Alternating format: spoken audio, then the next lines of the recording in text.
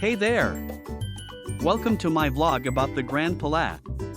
Grand Palais is a beautiful landmark. It is a must-see for any first-time tourist visiting Paris. Built in 1900, the Grand Palais is a national heritage site and houses some of the most iconic art and exhibition spaces in the city. When you visit the Grand Palais, you'll want to make sure you set aside at least a couple of hours to explore. Trust me, there's a lot to see here. But don't worry, there are also plenty of other amazing attractions to see near the Grand Palais. Here are my top 3 recommendations. Number 1. The Petit Palais.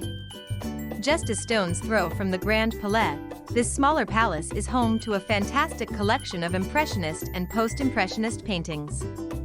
Number 2. The Champs-Elysées. This famous avenue is just a short walk from the Grand Palais and is home to some of the best shopping, dining, and entertainment in the city. Number 3. The Arc de Triomphe, another iconic Parisian landmark. The Arc de Triomphe is just a 10-minute walk from the Grand Palais and offers some of the best views of the city. Before you visit the Grand Palais, there are a few things to keep in mind. Firstly, the palace is closed on Mondays, so plan your visit accordingly. Secondly, be prepared for security checks upon entry.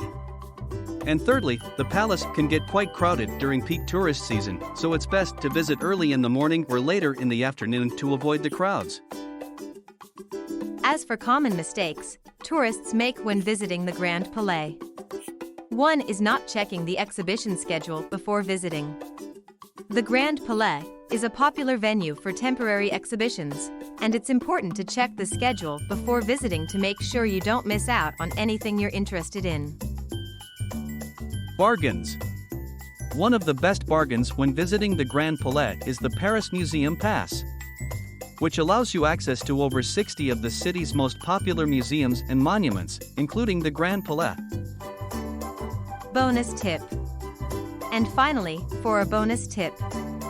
If you're looking for a great place to grab a bite to eat or a drink after your visit, I recommend checking out the cafe inside the Grand Palais.